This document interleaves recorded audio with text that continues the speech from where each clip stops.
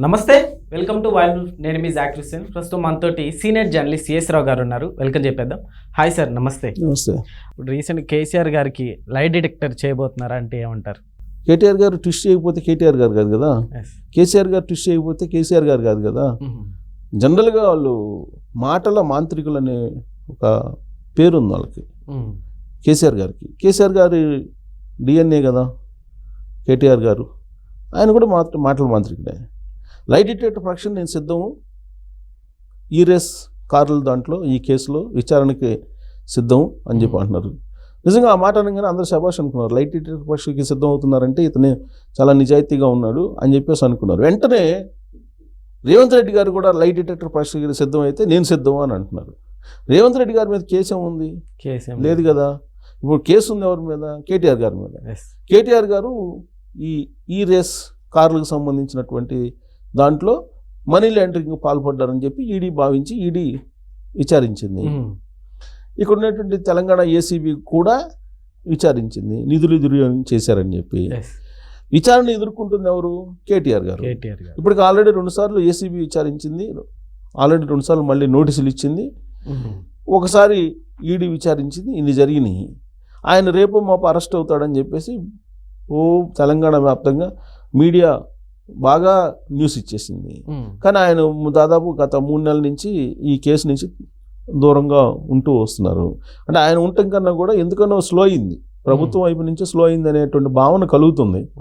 మరి ఎందుకు స్లో చేశారో ఏంటి అనేది. యాక్చువల్గా 2 వారాల క్రితం నోటీసులు ఇచ్చారు ఆయనకి ఏసీబీ.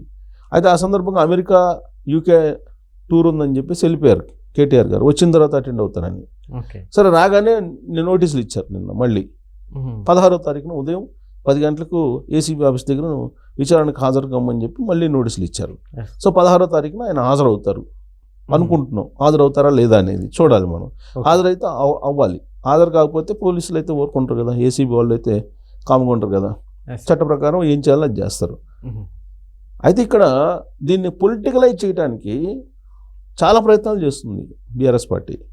అసలు నిధుల దుర్వినియోగం ఎక్కడ జరిగిందని చెప్పి ఒకసారి, అసలు ఈ ఫార్ములా ఈ కార్ రేస్ అనేది హైదరాబాద్ని ప్రపంచ పటంలో నించోబెడుతుంది, అందుకే మేము అడావిడిగా ఫండింగ్ పంపించడం ఇవన్నీ చేసి మేము దీన్ని జరపగలిగాము అంటే హైదరాబాద్కి పేరు రావడం ఇష్టం లేదా కాంగ్రెస్ పార్టీకి, రేవంత్ రెడ్డికి?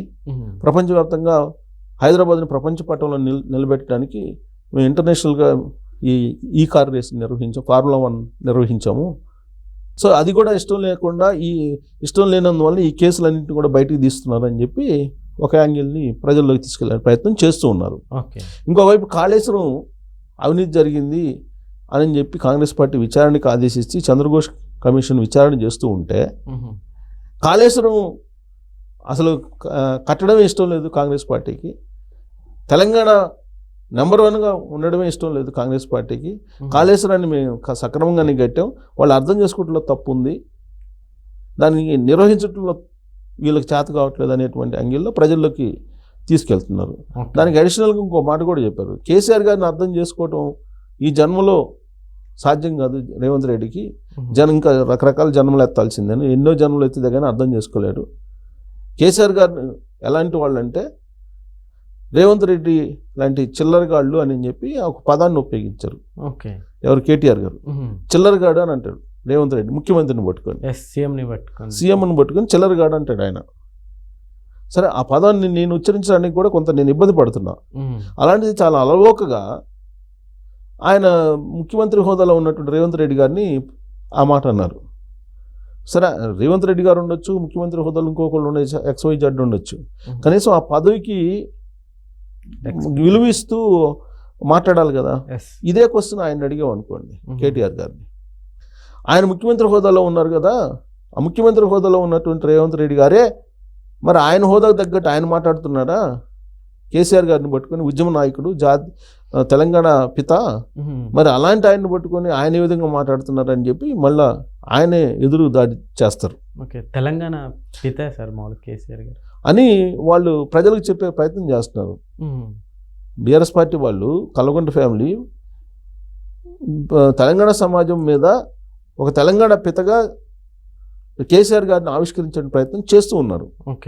అందుకే ఇప్పుడు కాంగ్రెస్ పార్టీ కూడా చెప్తోంది అది కాదు, జరిగింది తెలంగాణ ఉద్యమం నేపథ్యం కానీ తెలంగాణ రాష్ట్ర ఆవిర్భావం కానీ ఇవన్నీ ఎలా జరిగాయి, దాని వెనక ఏం జరిగింది అనేది చెప్తున్నారు కాంగ్రెస్ పార్టీ వాళ్ళు. ఇప్పుడు యూటీవీలో రేవంత్ రెడ్డి గారు కూడా అనేక సందర్భాల్లో చెప్పారు, తెలంగాణ ఇచ్చింది సోనియా గాంధీ గారు. ఆ రోజున ఆవిడ చెప్పారు, ఎప్పుడు ఆల్మోస్ట్ 96 ఆ ప్రాంతంలోనే చెప్పారు, 90స్లోనే చెప్పారు. అప్పటి నుంచి దాన్ని సాకారం చేయాలని అనుకుంటున్నాము. సమయం సందర్భం చూసి మేము తెలంగాణ రాష్ట్ర ఆకాంక్షను గౌరవించి మేము రాష్ట్ర ఏర్పాటు చేసాము అని చెప్పి చెబుతున్నారు. తెలంగాణలో కేసీఆర్ గారు ఉద్యమం కారణంగా మేము ఇవ్వలేదు అని చెబుతున్నారు. కానీ తెలంగాణ కల్లగొండ ఫ్యామిలీ ఏం చెబుతుంది, కేసీఆర్ గారు ఉద్యమం చేయకపోతే రాష్ట్రం రాదు, రాష్ట్రం రాకపోతే అసలు ముఖ్యమంత్రి పదవి నీకు రాదు, చాలామందికి పదవులు వచ్చినాయి తెలంగాణ రాష్ట్రం వచ్చిన తర్వాత అని చెప్పి చెబుతున్నారు వాళ్ళు. అంటే కేసీఆర్ గారు లేకపోతే తెలంగాణ రాదు అని చెప్తున్నారు. యాక్చువల్గా కాంగ్రెస్ పార్టీయే తెలంగాణ రాష్ట్రానికి సంబంధించినటువంటి మేనిఫెస్టోలో ఒక అంశాన్ని పెట్టింది. ఎప్పుడో పెట్టింది, 99 ఎలక్షన్ల ముందు అప్పుడే పెట్టింది మేనిఫెస్టోలో. సో 99 ఎలక్షన్లో మేనిఫెస్టోలో పెట్టినప్పటికీ కూడా ఆల్ ఆఫ్ సడన్గా రాష్ట్రాన్ని విభజించలేరు కదా, అటు ఆంధ్రప్రదేశ్ ప్రజలను కూడా కన్విన్స్ చేయాలి. ఆ క్రమంలోనే ప్రణబ్ ముఖర్జీ కమిటీని వేశారు. ఆ ప్రణబ్ ముఖర్జీ కమిటీని వేసి ఏకాభిప్రాయం తీసుకొచ్చిన తర్వాత రాష్ట్రాన్ని విభజించారు. దానికి టైం పట్టింది. ఈ లోపుగా 1000 మంది చనిపోయారు, ఆత్మ బలిదానాలు చేసుకున్నారు. దానికి కారణం కాంగ్రెస్ పార్టీ అని చెప్పి బీఆర్ఎస్ పార్టీ వాళ్ళు చెప్తుంటారు ప్రతి వేదిక మీద. ఓకే, మరి రాష్ట్రం వచ్చింది, సరే బలిదానాలు చేసుకున్నారు. బలిదానాలు చేసుకున్నప్పుడు రాష్ట్రం ఏర్పడింది. రాష్ట్రం ఏర్పడిన తర్వాత ఎంతమంది రైతులు చనిపోయారు, ఎంతమంది బడుగులు చనిపోయారు 10 ఏళ్ల పరిపాలనలో. బలిదానాలు చేసుకున్న 1000 మంది కంటే దాదాపు 3 రెట్లు చనిపోయారు కదా. ఈ విషయాన్ని కాంగ్రెస్ పార్టీ చెప్తుంది కదా. మరి ఎందుకు చనిపోయారు? సక్రమంగా 10 సంవత్సరాల పాటు పరిపాలన చేస్తే, సుభిక్షంగా పరిపాలన చేస్తే తెలంగాణ సమాజాన్ని తెలంగాణగా బహుజన రాష్ట్రంగా ఉండాలని చెప్పి కోరుకుంటే, బంగారు తెలంగాణ అని చెప్పి మీరు ఎవరెవరికి సహాయం చేశారు అనేది ఇప్పుడు కాంగ్రెస్ పార్టీ ప్రశ్నిస్తుంది. అందుకే 2023 అసెంబ్లీ ఎన్నికల్లో కాంగ్రెస్ పార్టీ చెప్పేటువంటి అభిప్రాయాన్ని తెలంగాణ సమాజం నమ్మింది, విశ్వసించింది. అందుకే కేసీఆర్ గారిని ఫామ్ హౌస్కి పరిమితం చేసింది. సో ఇప్పుడు అటు కేసీఆర్ గారు ఇటు కేటీఆర్ గారు ఇద్దరు కేసులకు సంబంధించినటువంటి దాంట్లో విచారణ ఎదుర్కొంటున్నారు. ఓకే, ఇప్పుడు కేటీఆర్ గారు ఏంటి, ఫార్ములా ఈ రేసుకు సంబంధించినటువంటి దాన్ని ఎదుర్కొంటున్నప్పుడు లైట్ డిటెక్టర్ పరీక్షకి మీరు చెప్పినట్టు విధంగా మీరు కనుక నిజాయితీ పరుడైతే లైట్ డిటెక్టర్ పరీక్షని డైరెక్ట్గా ఒప్పుకోవాలి. లైట్ డిటెక్టర్ పరీక్ష అనేదాన్ని అసలు ఆయన మాట్లాడిందే ఆయన. ఆ మాట్లాడినప్పుడు అదే మాటపై నిలబడాలి. మళ్ళీ రేవంత్ రెడ్డి గారికి చేస్తే నాకు చేయండి అని అంటారు. రేవంత్ రెడ్డి గారికి ముఖ్యమంత్రి, ఆయన మీద కేసులు ఉన్నాయా? లేవు కదా. ఆయన మీద ఉన్నట్టు కేసులు ఓటుకు నోటు కేసు అదేదో సుప్రీంకోర్టులో నడుస్తుంది, దానికి సంబంధించినటువంటిది. మరి లైట్ డిటెక్టర్ పరీక్ష ఇప్పుడు ఏ కేసులో చేయాలి? ఫార్ములా ఈ రేస్ దాంట్లో చేయాలా, లేకపోతే లైట్ డిటెక్టర్ పరీక్ష నాకు చేస్తే ఆయన కూడా చేయాలి అని అంటే, ఇప్పుడు ఒక ఆరోపణ ఎదుర్కొంటున్నటువంటి ఒక నిందితుడు విచారణకి రమ్మని చెప్తే ఆయన తీసుకొస్తే నేను వస్తానని అంటే ఒప్పుకుంటారా పోలీసులు? చట్టం ఒప్పుకుంటుందా? చట్టం ఒప్పుకుంటుందా? ఒప్పుకోదు కదా. మరి ఆయన ఇప్పుడు సపోజ్ ఎవరైనా దొంగతనం చేస్తారు, దొంగను పట్టుకుంటారు. దొంగను పట్టుకున్నప్పుడు నన్ను ఎందుకు పట్టుకుంటారు? నాకన్నా పెద్ద దొంగ ఉన్నాడు, లేదంటే నాకంటే చిన్న దొంగ ఉన్నాడు, లేదంటే నాతో పాటు దొంగతనం చేశాడు, వాళ్ళని కూడా పట్టరండి, నేను అప్పుడు వస్తాను విచారణకంటే చట్టం ఒప్పుకుంటుందా? ఒప్పుకోదు. దొంగగా ఎవరైతే దొరుకుతారో వాళ్ళనే అరెస్ట్ చేస్తారు, వాళ్ళనే విచారిస్తారు, వాళ్ళనే జైలుకి పంపిస్తారు. సో ఇప్పుడు ఈ కేసులో కూడా ఇప్పుడు ఆరోపణలు ఎదుర్కొంటుంది ఎవరు? కేటీఆర్ గారు ఎదుర్కొంటున్నారు. ఆ రోజు మున్సిపల్ శాఖ మంత్రిగా ఉన్నారు మీరు ఎదుర్కొంటున్నారు. ఫార్ములా ఈ రేసుని పెట్టి మీరు ఆ నిబంధనలకు విరుద్ధంగా ఫండ్స్ని విదేశాలకు పంపించారు అనే ఆరోపణలు ఎదుర్కొంటున్నారు. దానికి సంబంధించిన వాంగ్మూలాలు ఆ శాఖకు సంబంధించినటువంటి సెక్రటరీ అరవింద్ ఇచ్చారు. అలాగే ఇంకొక జిహెచ్ఎంసీకి సంబంధించిన ఉద్యోగి వాళ్ళు ఇచ్చారు. అధికారులు వాంగ్మూలం ఇచ్చారు. అధికారులు వాంగ్మూలం ఇచ్చిన తర్వాత మీరు ఏముంటే మేము ఇచ్చామని చెప్పి వాళ్ళు చెప్పిన తర్వాత మిమ్మల్ని ఖచ్చితంగా విచారిస్తారు కదా. మరి ఇలాంటి ఆరోపణలు ఎదుర్కొంటుంది మీరు లైట్ డిటెక్టర్ పరీక్ష డైరెక్ట్గా ఒప్పుకోవాలి. రేవంత్ రెడ్డి గారికి లైట్ డిటెక్టర్ పరీక్ష చేయాలని చెప్పి ఆయన చెప్తూ చిల్లరగాడని చెప్పేసి మాట్లాడటం, ఇవన్నీ కూడా ఇప్పుడు ఆ చిల్లరగాడు అని మాట్లాడినటువంటి మాటలకి రేవంత్ రెడ్డి గారి అభిమానులు, కాంగ్రెస్ పార్టీకి సంబంధించిన అభిమానులు రియాక్ట్ అయ్యారు, కేసులు పెట్టారు. ఇప్పుడు ఆ కేసు కూడా నమోదైంది కేటీఆర్ మీద. సో ఇప్పుడు కేటీఆర్ గారు ఈ కేసును కూడా ఫేస్ చేయాలి. ఇప్పుడు ఆ కేసులో అటెండ్ అవుతున్నారు విచారణకి. ఈ కేసులో ఈ చిల్లరగాడు అన్నటువంటి దాని మీద ఆల్రెడీ కేసు పెట్టారు. దీన్ని కూడా సీరియస్గా తీసుకొని తెలంగాణ పోలీసులు ఆయన్ని అరెస్ట్ చేస్తారా, లేకపోతే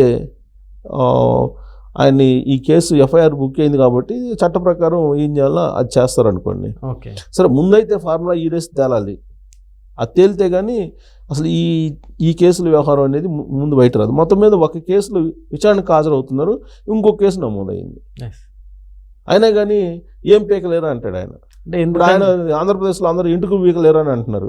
ఇప్పుడు వీళ్ళు కూడా ఇంటికి పీకలేరు అంటున్నారు. సేమ్ అదే వర్డింగ్ని ఉపయోగిస్తున్నారు ఇక్కడ కూడా కేటీఆర్ గారు. ఎందుకని సార్ అంత కాన్ఫిడెంట్గా ఉన్నారు కేటీఆర్ గారు? కాన్ఫిడెంట్ ఉండకపోతే కనుక ప్రజలు నిజంగా చేస్తుంటారని చెప్పి అనుకుంటారు కదా. సో ప్రజా కోర్టు వేరు, జ్యుడిషియల్కి సంబంధించిన న్యాయస్థానాలు వేరు, అసెంబ్లీ వేరు, ఇవన్నీ ఒక్కొక్క వేదిక సపరేట్, మీడియా వేరు.